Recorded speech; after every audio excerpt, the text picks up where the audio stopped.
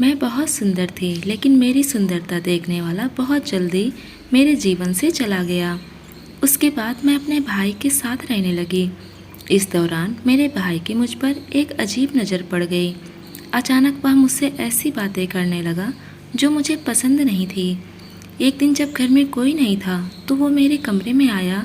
उसने मुझसे कहा, मुझे पता है कि तुम्हें अब किस चीज़ की ज़रूरत है। अब मुझ में अपने पति को देखो। ऐसा बोलकर उसने मुझे बेड पर लिटा दिया।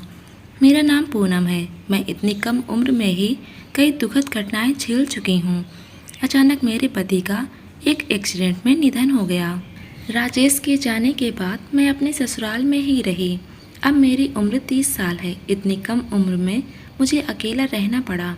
मेरे दुख के समय मेरे ससुराल वालों ने मुझे बहुत सहारा दिया। उन्होंने कभी भी मुझे पराया महसूस नहीं कराया। अब 6 महीने पहले मेरे छोटे देवर की शादी हुई और घर में छोटी बहू आ गई। बहू का स्वभाव बहुत अच्छा था और मैं उसे घर के कामों में उसकी मदद करती थी। इस वजह से उसे मुझसे कोई दिक्कत नहीं थी। पिछले 6 महीने से हम दोनों बहनों की तरह बहुत अच्छे दोस्त बन गए थे। एक दिन सुनीता मेरे कमरे में आई। मुझे लगा कि वह रोज की तरह बातें करने आई होगी, लेकिन उस दिन आते ही उसने कहा, भाभी जल्दी अपना बैग भर लो, मेरे बड़े भाई की शादी है और तुम्हें भी 15 दिन के लिए मेरे मायके चलना है। सुनीता की मुझसे की गई इच्छा देखकर मुझे खुशी हुई। मैंने कहा, सुनीता तुम मुझे अपनी बहन की तरह समझती हो, ये मुझे पता है, लेकिन इस बार थोड़ा सोच समझ कर चलो। तुम्हारे मायके में शुभ काम होने वाला है और ऐसे समय में मेरी जैसी विधवा महिला का वहाँ होना सही नहीं रहेगा। मैं सुनीता को समझाया, लेकिन वह मेरी बात सुनने को नहीं तैयार थी।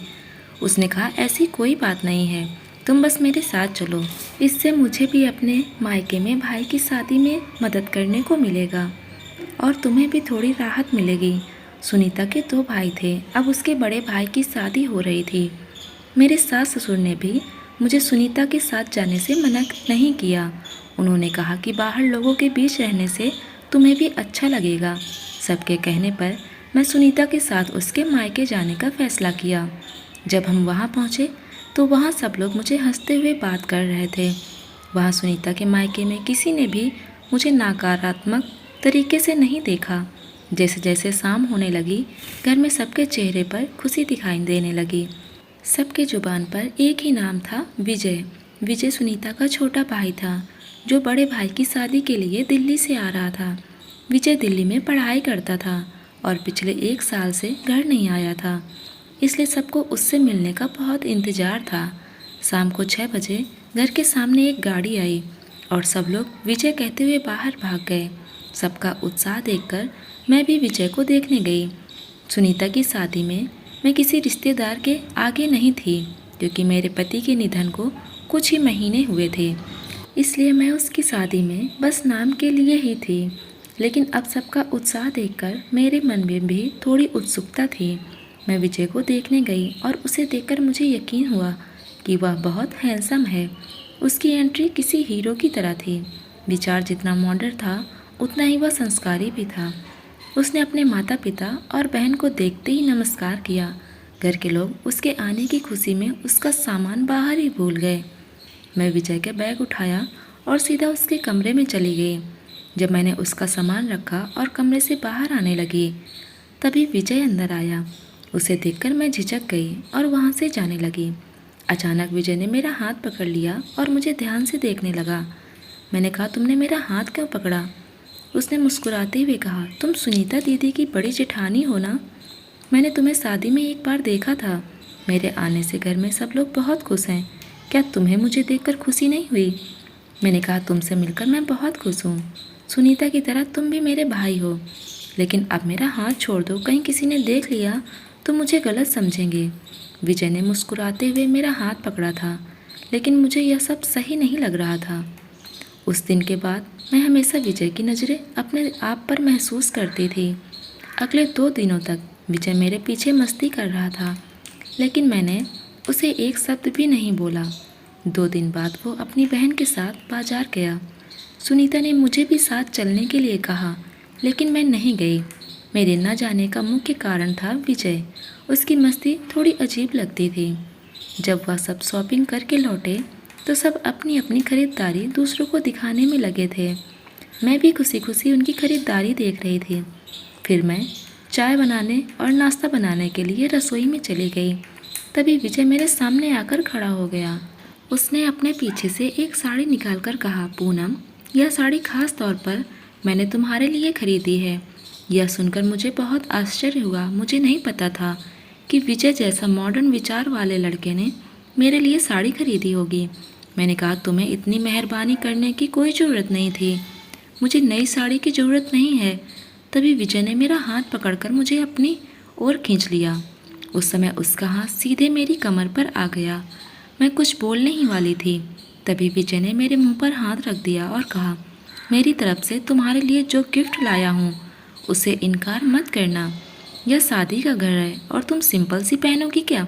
तुम बहुत सुंदर हो, तुम्हारे ऊपर यह डार्क रंग की साड़ी और भी अच्छी लगेगी। मुझे एक बार तुम्हें इस साड़ी में देखना है, प्लीज़ मना मत करना। मजबूरी में मैंने वह साड़ी ले ली और मैं अपने काम में लग गई। मुझे नहीं पता था कि वह दीदी बोलकर मुझ पर इतना अधिकार जताने वाला है। उसी रात वह अचानक अपनी बहन के कमरे में आ गया। सुनीता ने अपने कमरे को मेरे साथ शेयर किया था। हम दोनों बेड पर लेटे हुए हंसी मजाक कर रहे थे। अचानक ही विजय हमारे कमरे में आ गया। वह सुनीता का भाई था, इसलिए उसे अजीब नहीं लगा, लेकिन मुझे शर्म आ रही थी। जैसे ही मैं उठने लगी, विजय ने मेरा हाथ पकड़कर मुझे बेड पर बिठा दिया। सुनीता ने कहा, भाभी तुम कहाँ जा रही हो? तुम्हारा भाई तुमसे बातचीत करने आया है और तुम भाग रही हो। ध्यान रखना, तुम मेरी बड़ी बहन हो। सुनीता की बात सुनकर मैं वहाँ रुकना ठीक समझी, लेकिन विजय का व्यवहार कुछ अलग ही चल रहा था। जब सुनीता मुझसे बातें कर रही थी, विजय का हाथ बार बार मेरे शरीर पर आ रहा था। सुनीता तो बातों में व्यस्त थी और अपना मोबाइल चेक कर रही थी, इसीलिए उसकी नज़र विजय पर नहीं थी। अचानक ही विजय का हाथ मेरी कमर पर आ गया और मैं एकदम से चौंक गई। उसका स्पर्श अजीब था। वह एक तरफ मुझे बहन के रिश्ते से जोड़ रहा था, वहीं दूसरी तरफ उसका व्यवहार कुछ अलग था। मैं उठने लगी तो उसने फिर से मेरा हाथ पकड़ लिया और मुझे अपनी जगह पर रोक लिया। वह अपनी बहन के सामने मुझे उस कमरे से बाहर नहीं जाने दे रहा था। सुनीता भी कहने लगी, दीदी यहीं पर सो जाओ। तो मैं भी सुनीता के बगल में लेट गई। हल्दी का दिन आया। अमन को हल्दी लगाई जा रही थी। विजय ने सुनीता से पूछा, हल्दी लगाने से क्या होता है? तो उसकी बहन ने जवाब दिया, हल्दी लगाने से रंग और भी निखर के आता है। क्योंकि सब अमन की हल्दी रस्म में बिजी थे, विजय के बढ़ते जिद को देखकर सुनीता ने मेरी ओर हल्दी की थाली दे दी और कहा, तुम्हारे भाई को हल्दी लगवानी है तो तुम लगा दो। शुरुआत में मैंने उसके चेहरे पर हल्दी लगाई और फिर विजय बिना शर्त के मेरे सामने उसने कहा, मुझे हर जगह हल्दी लगा दो ताकि मेरा रंग और भी साफ हो जाए। मुझे बहुत शर्म आ रही थी, लेकिन मैं उसे मना नहीं कर सकती थी, क्योंकि मेरी देवरानी ने बहन के नाते मुझे विजय को हल्दी लगाने के लिए भेजा था। मैंने आंखें बंद कर ली और उसे हल्दी लगाने लगी। जैसे मेरा हाथ उसके शरीर पर पड़ा, मैं सोचने लगी, यह सब कैसे हो रहा है। इसी दौरान मेरे मन में अजीब भावना उत्पन्न हो रही थी। मुझे समझ नहीं आ रहा था क्या हो रहा है। जब मैं उसके हाथ पर अपना हाथ फेर रही थी, तब मैं अपनी कुछ सीमाएं भूलती जा रही थी।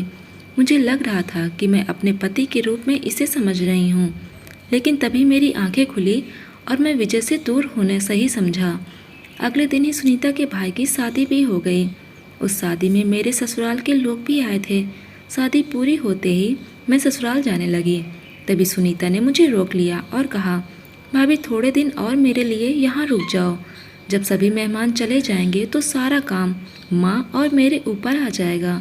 तुम यहाँ रहोगी तो मुझे थोड़ी मदद मिल जाएगी। सासू माँ ने भी कहा कि अपनी देवरानी की मदद करने के लिए और कुछ दिन रुक जाओ, इसलिए मुझे वहाँ रुकना पड़ा। शादी के दूसरे दिन सुनीता अपने माता पिता और भाई भाभी के साथ मंदिर दर्शन के लिए चली गई। वह सब 2 दिन के लिए बाहर गए थे। इस दौरान मैं अकेली थी। मैंने घर के कई काम पूरे कर लिए थे। उस दिन सुबह सुबह मैंने सफाई करनी शुरू की। फिर विजय सोकर उठा तो मैंने उसके लिए नाश्ता बनाया और मैं फिर से घर की सफाई में लग गई। विजय ने भी मेरे साथ काम में मदद की। अचानक मेरा पैर फिसल गया और मैं विजय के ऊपर गिर गई। उस वक्त उसकी कमर में चोट लग गई। मेरे कारण उसे काफ़ी दर्द हुआ। मैं उसे पकड़कर उसके कमरे तक ले गई। उसके दर्द को देखकर मैंने उसे गर्म तेल की मालिश की। मेरी मालिश करने से उसे थोड़ी राहत मिली और वो सो गया। उसके दर्द के कारण मुझे बहुत बुरा लग रहा था। घर का काम खत्म हो चुका था, इसलिए मैं भी वहीं बैठी रही और पता नहीं कब मेरी आंख लग गई। जब मेरी आंख खुली तो विजय मेरी गोद में लेटा हुआ था। मैंने उसे झटपट अपनी गोद से हटाने की कोशिश की। मैंने कहा, विजय यह क्या है? तुम ऐसे क्यों सो रहे हो? मुझसे दूर हो जाओ। उसने कहा, पूनम तुम्हारा धन्यवाद मेरी मालिश करने के लिए। अब मुझे काफ़ी बेहतर महसूस हो रहा है। मैंने उसे अपनी गोद से दूर किया और अपने कमरे में चली गई। मुझे बहुत गर्मी लग रही थी, इसीलिए मैं नहाने चली गई और वहाँ से नाइट ड्रेस पहनकर बाहर निकली। तभी मेरी नज़र विजय पर पड़ी। वह वहीं कमरे में खड़ा था। विजय ने मुझे देखते ही कहा, पूनम तुम तो इस नाइट ड्रेस में बहुत ही सुंदर लग रही हो। उस समय विजय ने मुझे एक अलग ही नज़र से देखना शुरू कर दिया और धीरे धीरे मेरे करीब आने लगा। मुझे उसकी नज़रों से डर लग रहा था, इसलिए मैंने पीछे हटते हुए कहा, विजय तुम मेरे कमरे में क्यों आए हो? और तुम यहाँ मेरी सुंदरता की तारीफ करने आए हो या तुम्हारा कोई काम था? उसने कहा, तुम्हें देखकर मैंने अपना काम भी भूल गया हूँ। पूनम तुम सच में बहुत सुंदर लग रही हो। ऐसी सुंदरता का इस्तेमाल मैंने पिछले 2 साल से नहीं किया। उसके ऐसे बोलने पर मैं थोड़ा सा घबरा गई, लेकिन मैंने हिम्मत जुटाकर उसे जवाब दिया। मैंने कहा, क्या बड़बड़ा रहे हो? विजय मुस्कुराते हुए बोला, कुछ नहीं, मैं मजाक कर रहा था, मुझे भूख लगी है। अगर तुमने खाने की ताल बढ़ा दिया होता तो मेरी भूख मिट गई होती। तुम खाना परोसती हो या मैं अपने भूख को किसी और तरीके से मिटाऊं? विजय की इन बातों पर मैंने ज़ोर से चिल्लाते हुए कहा, विजय यह किस तरह की बात कर रहे हो? उसने कहा, अरे मैं तो मजाक में ऐसे बोलता हूँ, मुझे भूख लगी है। मैंने उसे खाना परोसकर वापस अपने कमरे में आ गई। उस रात विजय ने मेरे साथ ऐसा कुछ किया जिसकी मैंने कभी कल्पना भी नहीं की थी। विजय ने जो मेरे साथ नापसंद व्यवहार किया, उसके बाद भी मैं वहाँ से अपने ससुराल नहीं जा सकी। अगर मैं वहाँ से अचानक चली जाती तो सभी मुझसे सवाल करने लगते। 2 दिन बाद सुनीता अपने पूरे परिवार के साथ दर्शन करके वापस आई तो मैंने उसे धीरे से कहा कि अगले दिन सुबह हमें अपने ससुराल निकलना है। सुनीता ने इसकी मजबूरी दे दी और मुझे एक बार फिर से मजबूर होकर वहीं रुकना पड़ा। सुनीता ने मुझे अपनी भाभी के कमरे की सजावट के लिए ले गई। नए जोड़े की शादी की पहली रात की सजावट सुनीता ने की थी। सजावट के बाद कमरे में अकेले साफ सफाई कर रही थी। तभी सुनीता की भाभी कमरे में आई और उसने जोर से मेरा हाथ पकड़ लिया और बोली, तू अब सगुनी लड़की मेरे कमरे में क्या कर रही है? आज मेरी शादी की पहली रात है और तू मेरी चीज़ों को छूकर मेरे कमरे को अपवित्र कर रही है। तुझे लाज नहीं आ रही? उसके यह शब्द सुनकर मेरी आंखों में आंसू आ गए। इस समय विजय उस कमरे में आया। जब उस नववधू ने मेरे मुंह पर हाथ उठाने की कोशिश की तो विजय ने उसकी कलाई मजबूती से पकड़ ली और कहा, भाभी तुम यह क्या कर रही हो? तुम्हें किसके साथ क्या बर्ताव करना है तुम्हें ध्यान तो है ना? विजय ने मेरी वजह से अपनी भाभी से बहुत बेरुखी से बात की थी। उसकी बदतमीजी सुनकर नववधू बोली, विजय तुम्हें क्या लगता है मुझे तुमसे कोई फर्क पड़ता है? मैं शादी वाले दिन से देख रही हूँ कि तुम इस विधवा को किस नज़र से देखते हो। मैं सब जानती हूँ। मुझे ऐसे लड़कों की बहुत अच्छी पहचान है। पूनम जैसी औरतें पिछले दरवाजे से आती हैं।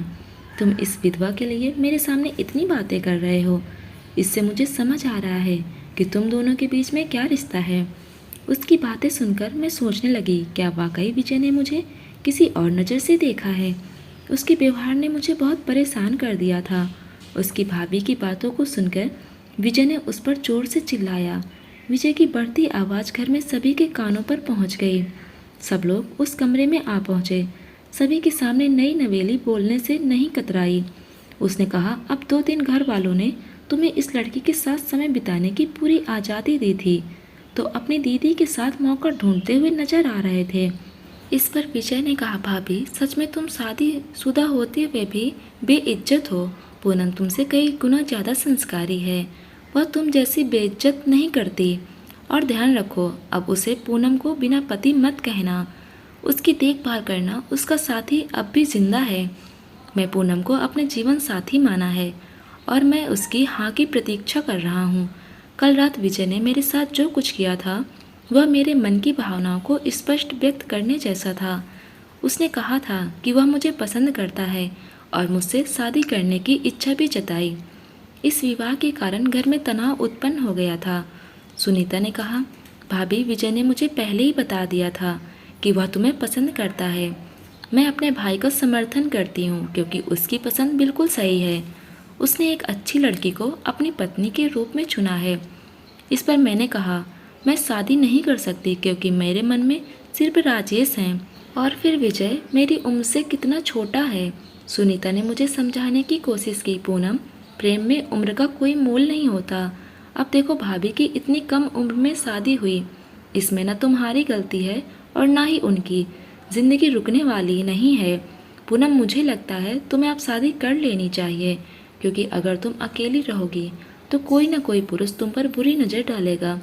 तुम हर पुरुष की बुरी नज़र से खुद को नहीं बचा सकोगी। अगर तुम्हारे साथ कोई साथी होगा तो वह तुम्हें हर संकट से बचा लेगा। विजय तुम्हें सच्चे दिल से प्यार करता है। जब से तुम घर आई हो विजय ने हमेशा तुम्हें एहसास दिलाने की कोशिश की है। वह हमेशा तुम्हें समझाने की कोशिश करता है कि तुम्हें भी अपनी ज़िंदगी जीने का पूरा हक है। उसने कभी तुम्हारे ऊपर बुरी नज़र नहीं डाली। जो मस्ती वह तुम्हारे साथ करता था वह उसके प्यार का ही इजहार था। विजय ने अपने माता पिता को साफ साफ बता दिया था कि वह पूनम के अलावा किसी और से शादी नहीं करेगा। जब मैंने हाँ की तो उसके अगले ही दिन उसने मुझसे शादी कर ली। उसके बाद वह मुझे लेकर दिल्ली चला गया। कुछ दिनों बाद उसके माता पिता ने उसे फ़ोन किया और कहा कि वह हमारे पास रहना चाहते हैं।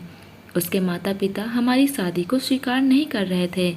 उन्होंने अपनी बड़ी बहू का समर्थन किया था, लेकिन कुछ ही दिनों में बड़ी बहू ने अपने सास ससुर को अपनी असली स्वभाव से परिचित करवा दिया और उन्हें उनकी देखभाल करने से मना कर दिया। जब विजय के माता पिता हमारे पास आए, मैंने कभी उनका तिरस्कार नहीं किया बल्कि उन्हें अपने माता पिता की तरह संभालना शुरू कर दिया। आज मैं विजय के साथ सुखी जीवन जी रही हूँ। दोस्तों, उम्मीद करते हैं आज की कहानी आपको पसंद आई होगी।